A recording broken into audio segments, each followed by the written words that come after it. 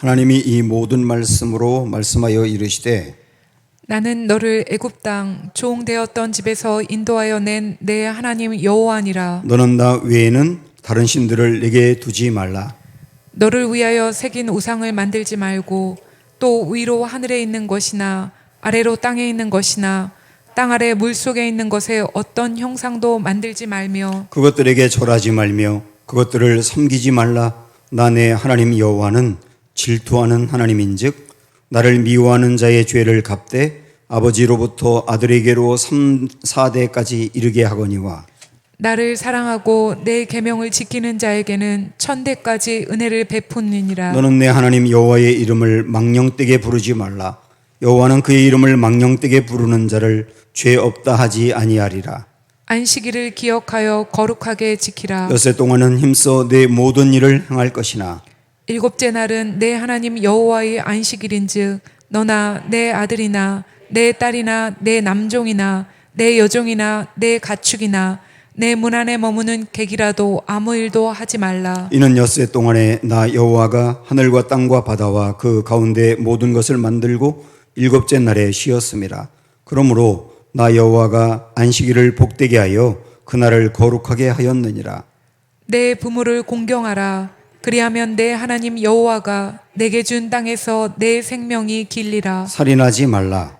간음하지 말라. 도둑질하지 말라. 내 이웃에 대하여 거짓 증거하지 같이 말라. 읽습니다. 내 이웃의 집을 탐내지 말라. 내 이웃의 아내나 그의 남종이나 그의 여종이나 그의 소나 그의 낙이나 무릇 내 이웃의 소유를 탐내지 말라. 아멘. 네, 둘러보시면서 서로 인사 좀 하세요. 사랑하고 축복합니다. 눈으로도 서로 인사합니다. 하나님이 이스라엘 백성들을 시내산으로 인도하신 다음에 시내산에서 세 가지를 주셨다고 했습니다. 기억나시죠? 뭡니까? 첫째, 언약. 두 번째, 율법. 그리고 세 번째, 성막. 이 세 가지를 시내산에서 주신 겁니다. 지난주에 언약을 맺었다는 말씀을 19장을 통해서 드렸는데요. 특별히 언약의 핵심은 뭐냐면 하나님이 이스라엘 백성들을 너희는 제사장 나라다 이렇게 말씀하신 겁니다. 제사장 나라다. 이게 우리는 익숙해 있기 때문에 별로 놀라지 않는데 이스라엘 백성들이 이 말씀을 들었을 때는 엄청 놀랐을 겁니다. 왜냐하면 이때 당시에 거의 대부분의 나라와 종교가 제사장들은 최상위의 계급이었어요. 사실 힌두교 같은 데도 힌두교에서도 그 카스트 제도가 있잖아요. 그 맨 위에 있는 계급이 뭐죠? 브라만. 브라만이 누구냐면 제사장 계급이에요. 제사장 그룹들. 거기 속하거든요. 최상의 계급에 속한단 말이에요. 제사장들은. 애굽에서도 제사장들은 최상위의 계층이었어요.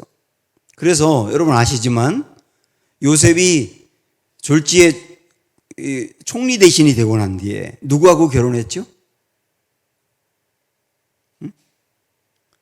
애굽 사람들이 믿던 그 종교의 제사장인 보디베라라고 하는 사람의 딸하고 결혼했습니다. 왜 그렇게 결혼한지 아세요? 이제 총리 대신이라고 하는 그 급에 올라간 요셉에게 비슷한 급이 제사장의 딸이라는 거예요. 제사장의 딸은 최고의 위치, 제사장은 그게 그때 당시 일반적이었거든요. 그래서 이스라엘 백성들도 애굽에서 430년 동안 살았기 때문에 제사장 그러면 최고예요, 최고. 그런데 이스라엘 백성들은 노예로 살았지 않습니까? 최하층이라고요. 그러니까 최하층인 노예와 최상층인 제사장 엄청 차이가 나지 않습니까? 그런데 하나님이 최하층으로 살았던 이스라엘 백성들에게 뭐라고 말씀하셨냐면 너희는 제사장 나라야. 그렇게 말씀하신 거예요. 너희 제사장 나라야. 그 말은 뭐냐면 세계 수많은 나라가 있는데 그 중에 이스라엘이 최상이라는 거예요. 이스라엘 백성들은 그 말씀을 들으며 그렇게 다가올 수밖에 없거든요. 그래서 노예였고 지금도 나라가 없는 우리를 제사장이라고요? 하나님 농담 세게 하시네. 그렇게 받아들일 수밖에 없는 상황이었거든요. 근데 하나님은 제사장 나라라고 못 박으셨습니다. 이게 언약이거든요. 언약.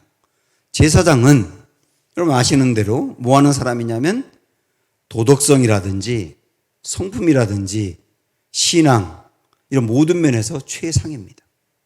모범이 됩니다. 그리고 그들은 신과 사람들 사이를 중재하는 역할을 해요. 그리고 중재하는 역할의 행위로 예배를 집전하는 겁니다. 게다가 우리 하나님이 요구하신 제사장은 백성들을 위하여 희생하고 섬기는 자리예요. 그러니까 거기에 나라를 붙이면 이스라엘 백성들에게 뭐라고 말하냐면 너희가 그런 나라가 되어야 된다는 거예요. 내가 너희를 그런 나라로 삼았다고 하는 겁니다. 그러나 지금 이 언약을 받고 있는 이스라엘 백성들은 노예 생활을 워낙 오래 하다 보니까 애굽을 탈출했는데도 노예 같아요. 끊임없이 노예 같아요. 그래서 원망, 불평 쏟아내고 수많은 것을 하나님이 주는데도 감사가 없고 다시 애굽으로 돌아가는 게 좋겠어. 그때 그 종로로 됐던 대로 또 돌아가고 싶어. 계속 이러고 있거든요. 하나님은 그들을 최상의 제사장으로 삼았는데 실제 그들의 모습은 여전히 노예 같단 말이죠. 그럼 하나님은 어떻게 해야 될까요? 이들을 제사장 나라답게 성장시켜야 되잖아요. 그러기 위해서 준 게 율법입니다. 두 번째로 준 율법. 율법이라는 것은 그런 각도로 볼 수 있단 말이죠. 하나님이 이스라엘 백성들을 제사장 나라로 삼으시고 진짜 제사장 같은 백성들이 되도록 그들을 훈련시키며 성장시키기 위해서 준 게 뭐라고요? 율법이라고요. 그게 율법이라고요. 훈련이 되지 않으면 제사장이 될 수 없거든요. 이건 뭐 제사장만이 아니라 일반적으로 그렇지 않습니까? 예를 들어서 할아버지가 굉장히 죽을 고생을 해가지고 가난했던 사람이 돈을 엄청 많이 벌었어요. 갑부가 됐어요. 그 다음에는 그 다음에 아버지 때는 할아버지가 죽을 고생해서 번 것을 가지고 좀 편안하게 살거든요. 그래도 그 아버지 때는 할아버지의 스토리를 들어요. 그 할아버지가 얼마나 고생을 했는지 어떻게 살아왔는지를 보고 듣기 때문에 그래서 좀 낫습니다. 그런데 그 밑에 단계, 손자 단계로 가게 되면 그 아버지가 고생한 게 없거든요. 아버지가 훈련이 안 돼 있는 사람이거든요. 그 아버지 때에서 준 거를 누리기만 했지. 그러니까 그 손자에게 이 아버지가 줄 게 없는 거예요, 정말로. 그러니까 그 손자 때 가서는 상당히 흔들리고 망하는 겁니다. 쉽게 그러는 게. 그런데도 잘 되는 사람은 훈련이 되는 사람이에요. 훈련이 이렇게 중요하거든요. 그러니까 하나님도 그래서 정말로 제사장 같은 사람을 만들기 위해서 율법이라는 걸 주었다는 거예요. 율법. 이 율법, 이 성경에 크게 보면 613가지인데 그걸 좀 좁히면 십계명으로 압축이 되는 거죠. 마치 우리 예수님께서 산상수훈, 마태복음 5장, 6장, 7장에 나와 있는 산상수훈의 말씀을 많이 하셨는데 그게 우리 예수님이 말씀하신 율법이거든요. 근데 그 율법은 팔복으로 압축이 되지 않습니까? 그래서 팔복을 풀면 산상수훈이 되는 거예요. 그처럼 십계명을 풀면 율법이 되는 거예요. 그 십계명을 율법의 핵심으로 이스라엘 백성들에게 하나님이 주신 겁니다. 그래서 다시 한번 말씀드리지만 정말 제사장 나라 만드는 법이다. 제사장으로 성장시키고 훈련시키는 법들이다. 그게 십계명이다. 이렇게 본다면 오늘 저나 여러분에게 주신 성경 안에 있는 이 구약과 신약에 있는 율법의 말씀들, 아주 쉽게 말씀드리면 뭘 해라, 뭘 하지 말라, 이렇게 하나님이 명령을 하신 게 다 율법이거든요. 그 율법의 말씀들은 우리도 그렇게 여기면 되는 거예요. 제사장으로 훈련시키고 성장시키는 법들이다. 그렇게 여기면서 이제 봐야 되는데요. 그걸 여러분이 인지하시고 십계명 10가지 계명이 나와 있는데 이 10가지 십계명을 이 4가지 이 각도에서 볼 수가 있습니다. 한번 이 단어들 하나하나 한번 여러분 기억해 보시면 좋겠는데, 첫 번째가 뭐냐면 자기를 바라보는 거울이라는 겁니다. 거울. 십계명은 거울이다. 거울이다. 거울이 뭐죠? 거울을 보면 내 얼굴이 그대로 다 보이잖아요. 잡티도 보이고 내 안에 있는 부끄러운 모습도 보이고 숨길 수가 없잖아요. 그게 거울이지 않습니까? 그처럼 십계명을 읽어보면 현재 나의 신앙의 모습, 그리고 내가 짓는 죄, 이런 것들을 숨길 수가 없는 거예요. 그래서 원래 하나님이 율법을 주신 이유가 100% 율법을 지키라고 하는 의미도 뭐 없다고 할 수는 없지만, 그것보다 먼저 우리가 어떤 죄를 짓고 있는지를 보라는 거예요. 현재 나의 모습을 아주 적나라하게 보라는 겁니다. 거울 보듯 그 십계명을 보면 내 문제가 그대로 보이는 겁니다. 그 다음에 두 번째는 거울을 보는 것처럼 나를 봤습니다. 근데 나를 보는 것으로 끝나면 죄책감만 들지 않습니까? 두 번째 뭐가 있느냐면 처방이 나오는 거예요. 처방. 그 십계명은 처방이에요. 내게 문제가 뭔지 나를 바라본 다음에 그것만 알려주는 게 아니라 어떻게 해야 되는지 처방도 알려줍니다. 우리 하나님이 십계명에서, 여러분 다 이제 아시니까, 아시죠? 십계명. 아시는 거 맞죠? 네. 이쪽도 아시죠? 십계명인데, 자, 1번이 뭐예요? 적어도 1번은 알잖아요. 나 외 다른 신을 두지 말라. 2번은 뭡니까? 간단하게 압축하면 너를 위하여 우상을 숭배하지 말아라. 너를 위하여 우상을 숭배하지 말아라. 우상에게 절하지도 말고 형상도 만들지 말고 섬기지도 말고 예배하지도 말아라. 이런 내용이거든요. 뭐 참고로 천주교에서는 이 2번 항목이 십계명이 없어요. 2번을 뺐어요. 그리고 10번을 둘로 나눴어요. 10번이 내 이웃의 아내나 남종이나 여종이나 그걸 탐하지 말라. 그 다음에 내 이웃의 소유를 탐하지 말라 그랬잖아요. 그걸 둘로 나눠서 내 이웃의 사람을 탐하지 말라. 그게 9번이고 내 이웃의 소유를 탐하지 말라가 10번이거든요. 그렇게 해서 십계명을 천주교는 만들었어요. 그들은 지금도 그렇게 외우고 있거든요. 이 2번 항목을 뺀 것에 대해서 왜 그걸 뺐을까라고 예상하시잖아요. 성모 마리아 상을 만들어 놓고 그 성모 마리아를 거의 우상처럼 숭배하고 있지 않습니까? 그리고 유럽 같은데, 여기 오래된 성당 같은데 보면 거기 얼마나 수많은 장식들과 형상들이 있는지 몰라요. 그게 이 천주교의 전통이다 보니까 그게 그들에게 그렇게 불편한 거예요. 그러니까 그걸 아예 빼버린 거죠. 저는 굉장히 잘못됐다고 보는 거예요. 하나님이 그걸 2번으로 만들어 오셨다고요. 너를 위하여 우상을 만들지도 섬기지도 예배하지도 절하지도 말아라. 자, 이걸 보면 뭔가 이게 형상을 만드는 게 이게 우상인 거구나 하는 걸 알 수 있거든요. 이스라엘 백성들은 애굽에서 오랫동안 살다가 거기서 출애굽을 하고 난 다음에 하나님도 형상으로 만들어도 된다고 생각을 했어요.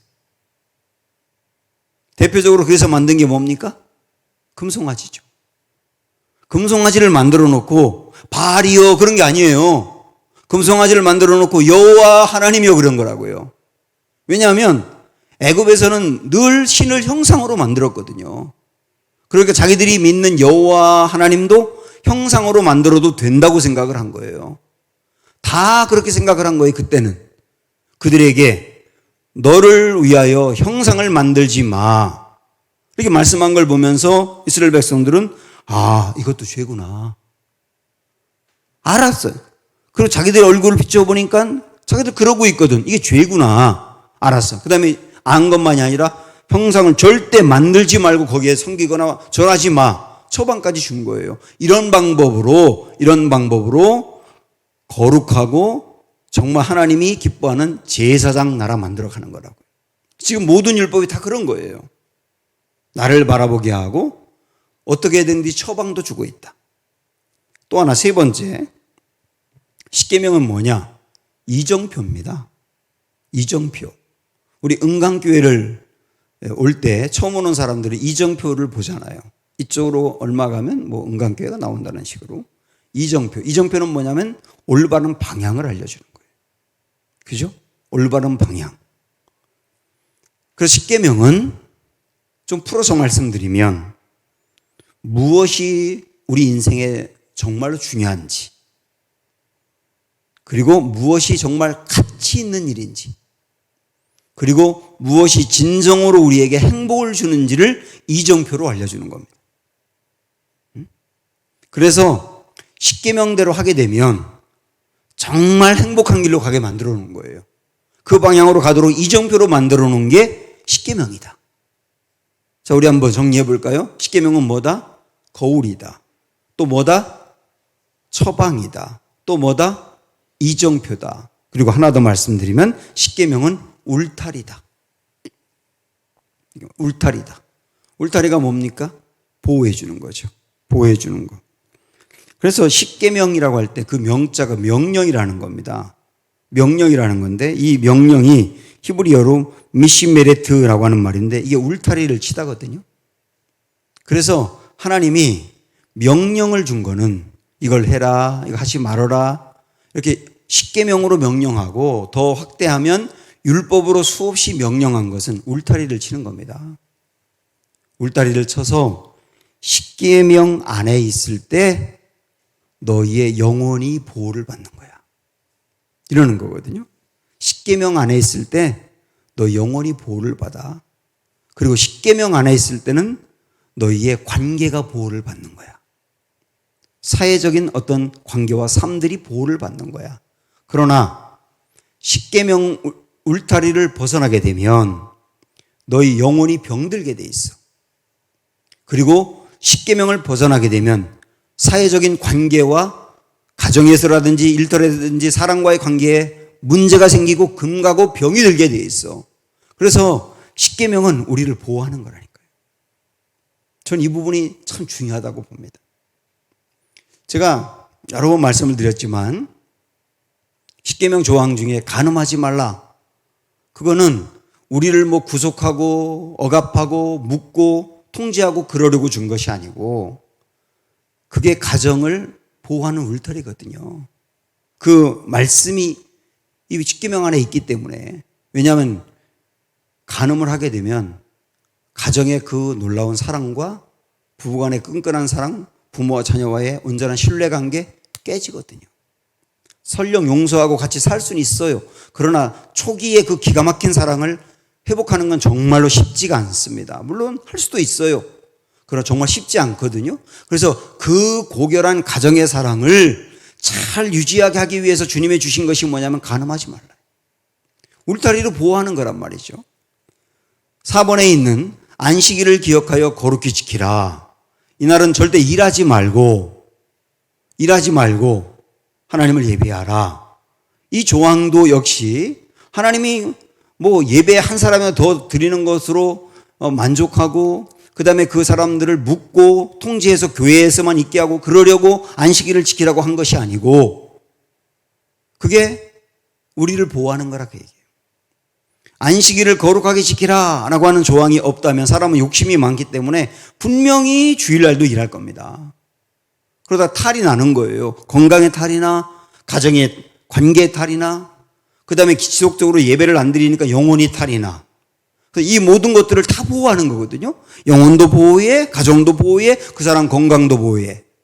그 보호해 주는 게 안식일을 지키라라고 하는 조항이란 말이죠. 그러니까 이걸 보더라도 이 십계명은 울타리란 말이에요.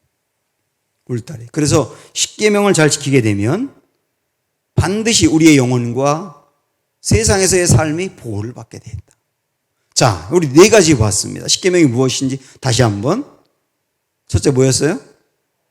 거울이다.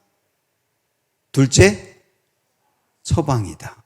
셋째, 이정표다. 넷째, 울타리다. 그러고 생각을 하니까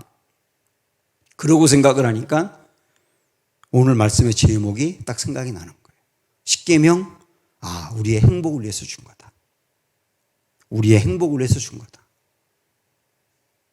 여러 번 말씀드렸죠. 율법을 우리에게 주신 중요한 이유, 통제하려 함이 아니라 우리의 행복을 위해서 주신 거다.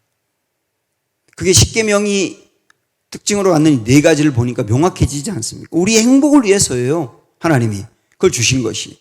그래서 우리 이 말씀으로 한번 가볼까요? 신명기 6장으로 한번 가보십시오.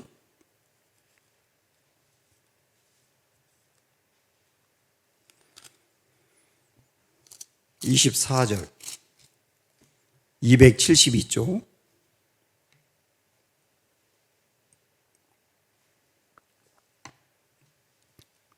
신명기 6장 24절 같이 읽습니다. 시작. 여호와께서 우리에게 이 모든 규례를 지키라 명령하셨으니. 잠깐만요. 이 모든 규례가 율법이죠. 이걸 압축하면 십계명이라고 그랬죠. 이걸 지키라 명령하셨으니. 자, 왜 명령하셨는가? 왜 율법 십계명을 주었는가? 그 이유가 나오죠. 이는 그다음 뭐라고 말씀합니까? 우리가 우리 하나님 여호와를 경외하여 항상 복을 누리게 하기 위하심이며. 이렇게 나오잖아요. 항상 복을 누리게 하기 위하심이며 또 여호와께서 우리를 오늘과 같이 살게 하려 하심이라. 그러니까 우리에게 율법을 주신 이유, 십계명을 주신 명확한 이유가 뭐냐면 항상 우리가 복을 받게 하려 합니다. 다시 말하면 우리를 행복하게 하려 합니다. 이렇게 말씀하신 겁니다. 자, 이런 맥락에서 우리 예수님이 산상수훈의 말씀을 하셨잖아요. 마태복음 5장, 6장, 7장 그 산상수훈의 말씀을 팔복부터 시작해가지고 굉장히 많은 말씀들을 하고 마지막 산상수훈을 마감하면서 7장 마지막 절에는 뭐라고 말씀하고 있냐면 지금까지 예수님이 말씀하신 그 말씀들을 지키는 자는 지혜롭다 그랬어요. 그러면서 왜 지혜로우냐면 비가 내리고 창수가 나고, 창수는 홍수가 난다는 얘기입니다. 바람이 불어도 그 주추가 흔들리지 않는다. 왜냐하면 반석 위에 집을 지은 것 같아서. 결국 그게 무슨 말입니까? 예수님이 말씀하신 산상수훈의 말씀을 올바로 지키는 사람은 마치 반석 위에 집을 지은 것 같아서 인생에 고난이 오고 다른 사람이 태클을 걸고 공격을 해서 큰 어려움을 만나더라도 넘어지지 않는다. 그렇게 말씀한 게 주님의 결론이라고요. 결론. 그러고 보면 예수님의 산상수훈의 말씀을 주시면서 지키라고 한 것도 결국은 우리의 행복을 위한 거예요. 모든 것을 여러분 그렇게 보셔야 됩니다. 성경 안에서 우리에게 말씀하시고 명령한 모든 것은 우리의 행복을 위하여다. 이렇게 생각을 하고 율법을 지키셔야 된단 말이죠. 그래서 다시 한번 따라해 보세요. 율법은 짐이 아니라 복이다. 짐이 아니고 복인 거예요. 우리를 통제하는 게 아니라 선물이라고요. 선물이라고요. 정말 율법을 지켜 나가다 보면 그게 내 영혼과 나의 삶의 선물인지 아닌지 경험하시잖아요. 율법을 어겼을 때 그것이 나에게 어떤 영혼의 병을 들게 하는지, 내 인생을 얼마나 흔들리게 하는지 경험하셨잖아요. 그래서 선물이라고요. 나의 행복을 위하여. 꼭 기억하십시오. 이렇게 기억하고 나갈 때 우리는 더 잘 지킬 수 있는 거예요. 자, 십계명이니까 몇 가지 좀 더 말씀을 드리면, 십계명에서 굉장히 중요한 건 내용도 중요하지만 절대로 간과하면 안 되는 게 뭐가 있냐면 순서도 중요합니다. 순서. 자, 아시지만 한번 펴보세요. 우리 십계명 한번 보도록 하죠. 1번부터 3절에 보면 너는 나 외에 다른 신들을 내게 두지 말라. 4절은 너를 위하여 새긴 우상을 만들지 말고 그것들에 절하지 말고 섬기지 말라. 그렇게 6절까지 나오죠. 7절에는 너는 내 하나님 여호와의 이름을 망령되이 부르지 말라. 8절 안식일을 기억하여 거룩하게 지키라. 여기까지가 하나님과의 관계된 말씀이잖아요. 1번부터 4번까지, 그죠? 하나님과 우리와의 관계와 관련된 말씀이죠. 그러니까 우리의 신앙과 관련된, 우리의 영혼과 관련된 말씀이라는 얘기죠. 우리 예수님은 요 1번부터 4번까지의 계명을 어떻게 압축하셨죠? 하나님을 사랑하라 이렇게 압축했죠. 하나님을 사랑하라는 말로 다 통한다. 그러니까 우리 이렇게 생각하시면 돼요. 하나님을 사랑한다고 하는 게 구체적으로 뭐냐? 1번부터 4번까지 하나님을 사랑하는 거라니까요. 여러분 하나님 사랑하세요? 하나님 사랑한다면 여호와만 섬기는 거거든요. 다른 우상 섬기지 않는 거거든요. 그리고 여호와 하나님의 이름을 온전히 믿지 그 이름을 망령되이 읽었고 불신하고 그러지 않거든요. 그리고 안식일을 거룩하게 지키거든요. 이게 하나님 사랑으로 압축이 된단 말이죠. 근데 중요한 건 뭐냐면 이게 우선이라는 겁니다. 순서로 볼 때. 하나님을 사랑하는 이게 모든 것의 우선이라. 우리 삶의 결정의 모든 것의 우선이다. 그 다음에 이어서 12절로 넘어가 보면 5번부터 이제 마지막 10번까지 나오는데 5번은 내 부모를 공경하라. 6번 살인하지 말라. 간음하지 말라. 도둑질하지 말라. 내 이웃에 대하여 거짓말하지 말라. 그런 얘기죠. 그 다음에 마지막은 내 이웃의 사람도 탐내지 말고 소유도 탐내지 말아라. 그래서 어떤 목사님은 재밌게 가정주부들 그 엄마들한테 주로 이렇게 충고하더라고요. 옆집 남편 탐내지 말라. 그 남편은 뭘 자꾸 사준대 뭐 이러면서 참 자상하대. 탐나는 거라는 거예요. 그 다음에 저쪽 집에 공부 잘하는 걔 탐내지 말아라. 서울대 갈 걔 탐내지 말아라. 그것도 탐내는 거다. 우리 아이에게 집중해라. 뭐 이러면서 얘기하는데 그것도 재밌는 표현이지만 우리 오늘날로 적용할 때 맞는 말이라고 보거든요. 어쨌든 사람에 대해서 탐내지 말아라. 소유도 탐내지 말아라. 이렇게 이제 10가지인데요. 그럼 5번부터 10번까지 이것을 우리 예수님 뭐라고 압축하셨어요? 이웃을 사랑하라로 압축하셨죠. 이웃을 사랑하라. 그러면 이웃을 사랑한다는 게 뭐예요? 라고 묻는다면 5번부터 10번까지가 이웃을 사랑하는 내용인 거예요. 아시겠죠? 그 내용이라고요. 그 이웃을 사랑한다는 게 이렇게 하는 게 이웃을 사랑한다는 말이죠. 그런데 십계명은 순서가 중요하다 그러지 않습니까? 하나님을 사랑하는 게 우선이고 이웃을 사랑하는 게 그 다음이란 얘기예요. 여기 저도 부모긴 하지만 부모님들 섭섭할 수 있고 이게 뭐 성경을 잘 모르고 그러는 분들은 막 깜짝 놀랄 수 있을지 몰라도 하나님을 사랑하는 게 부모를 공경하는 것보다 우선이라는 얘기예요. 그런데 정말로 하나님을 사랑하잖아요. 1번부터 4번까지 계명을 지키면서 정말로 하나님을 사랑하다 보면 부모를 진정으로 사랑하게 돼 있어요. 저는 분명히 그걸 믿습니다. 부모도 그렇지만 그보다 더 받아들이기 어려운 게 내 자녀거든요. 내 자녀보다 하나님을 더 사랑하라 해요. 내 자녀보다 하나님을 더 사랑해라. 그런데 역시 정말 하나님을 진정으로 사랑하게 되면 내 자녀에 대해서 소홀한 게 아니라 하나님의 마음으로 내 자녀를 사랑해요. 내가 통제하려 할 필요 없고 내가 소유하려 할 필요 없고 내 어떤 꿈을 내 자녀에게 투사할 필요도 없고 그 아이 그 자체를 진짜 사랑하게 된다고요.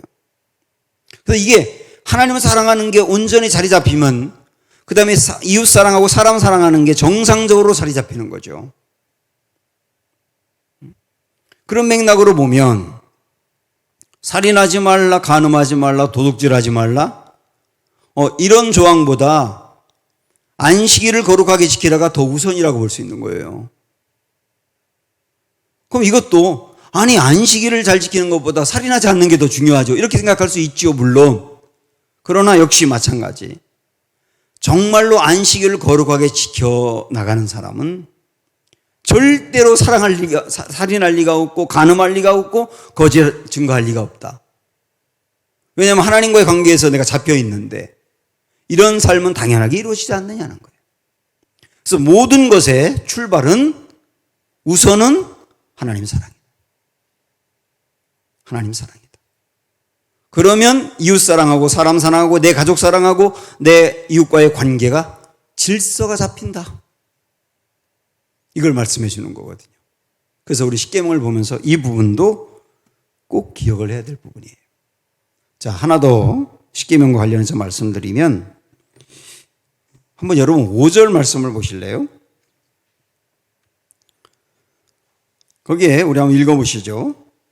그것들에게 절하지 말며 그것들을 섬기지 말라. 나 내 하나님 여호와는 그 다음 뭐라고 말씀하셨어요? 질투하는 하나님인즉 이렇게 나와 있어요. 저는 옛날에 이것 때문에 엄청 실족했었거든요. 하나님 질투한다는 게 도저히 이해가 안 되더라고. 어떻게 하나님이 질투할 수가 있지? 이상하지 않으세요? 이게 진짜 은혜예요, 근데 이 말씀. 제가 예전에도 한번 소개했지만 제가 저 부평에 있는 교회 다닐 때 거기 박선이라는 여자가 제 마음에 꽂혔거든요. 물론 제가 맡고 있는 제2청년부, 어린 청년부 뭐 다 사랑했지만 그중에 유독 박선이라는 여자가 제 마음을 사로잡았어요. 근데 제 사무실에 저와 함께 남자 전도사님이 있었습니다. 박성환이라고 하는 인간이었는데 바로 옆에 제 책상 옆에 썼거든요. 근데 분명히 제가 담당하고 있는 이 청년부 그 청년들이 와가지고 어떤 때는 저에 대해서 뚱하다가 박 전도사님에게 친절할 때가 있어요. 그럼 화가 나더라고.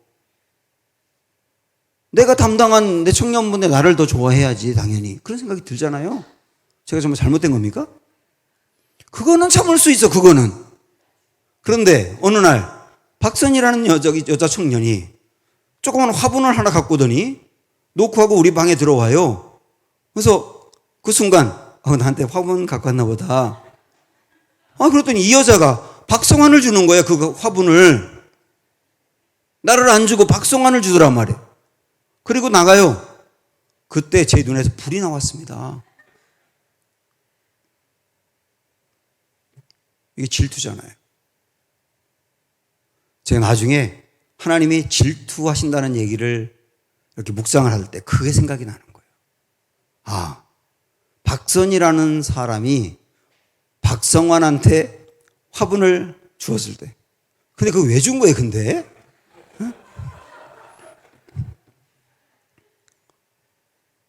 지금까지 승질나잖아.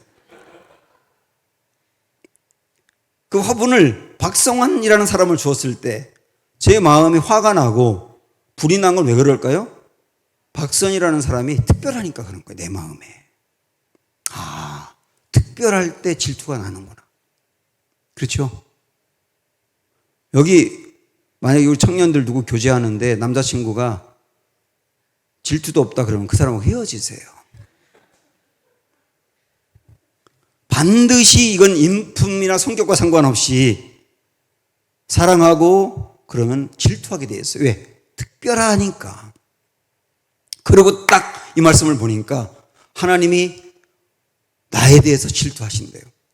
그러면 저라고 하는 사람은 하나님에게 질투를 유발시킬 정도로 특별한 존재인 거예요. 맞죠? 와, 하나님이 제가 하나님 외에 다른 어떤 것들에 대해서 관심을 더 두고 더 그것을 사랑하고 그럴 때 하나님 눈에서 불이 나온대요. 그만큼 저를 특별하게 여긴다. 나는 너의 사랑을 나만 받고 싶어. 너는 나에게 그만큼 특별해. 이렇게 말씀하시는 거죠. 우리 존재를 우리 하나님은 하나님의 질투를 유발시킬 정도로 엄청나게 귀하게 여기신다는 거예요. 그래서 은혜더라고요. 질투하신다는 이 말씀이. 같은 맥락으로 우리 예수님이 이제 제자들에게도 그랬고 우리들에게도 뭐라고 말씀하셨느냐면 너희들 하나님이 거룩한 것처럼 너희도 거룩해. 거룩의 수준을 어디까지 올려놨느냐면 하나님 수준까지 올려놓은 거예요. 여호와 하나님이 온전하신 같이 너희도 온전하라 이렇게 말씀하셨거든요. 그리고 바울 같은 경우도 그리스도에게까지 자라라. 그리스도에게까지 자라라. 이렇게 말씀하셨거든요. 우리 예수님도 바울도 우리를 뭐라고 말했냐면 하나님 수준으로 거룩하고 온전할 존재다. 그리스도에게까지 자라야 될 존재다. 여러분 부담이 되시죠? 그런데 우리 하나님이 우리에게 거는 기대가 그 정도로 특별하다는 거예요. 기대를 걸지 않고서는 그렇게 말씀하실 리가 없거든요. 존귀하지 않고서는 그렇게 말씀하실 리가 없거든요. 제가 가끔 말씀드리죠. 만약에 제가 유상봉 권사님한테 권사님, 나 권사님한테 바라는 거 아무것도 없고 주일날 낮예배 한 달에 한 번만 참여하면 더 바랄 게 없어요. 그러면 어떠겠어요? 자유하시겠어요? 기분 나쁘시겠어요? 그럼 이 권사님에게 내가 거는 기대가 없다는 얘기잖아요. 그거는 여러분이 여러분 자녀에게 딸, 나 너에게 기대하는 거 아무것도 없어. 고등학교만 졸업하면 돼. 그럼 그 아이는 엄마가 나를 포기했구나. 이렇게 느낄 수밖에 없잖아요. 그런데 그 아이가 들을 때 부담되더라도 부모가 그렇게 기대한다는 것은 그 아이를 그만큼 존귀하게 여긴다. 특별하게. 우리 하나님이 그렇게 말씀하신 게 그런 말씀이지 않습니까? 우리를 그렇게 여긴다. 그러므로 그렇게 하라고 우리에게 주신, 그렇게 되라고 우리에게 주신 이 율법, 십계명으로 집약할 수 있는 이 율법, 그 율법은 우리를 그 정도 수준으로 높은 존재로 우리를 봐주시는 거구나. 그 정도 수준으로 살 사람으로 우리를 보시는 거구나 라고 하는 자존감을 가지시고 우리 한번 주님 주신 이 말씀 믿음으로 지켜나가고 이루어 나가고 넘어지면 또다시 일어나 달려가 말씀대로 또 살아내고 그래서 진정으로 우리 마음에 행복과 기쁨을 누리는 은혜가 있기를 축복합니다.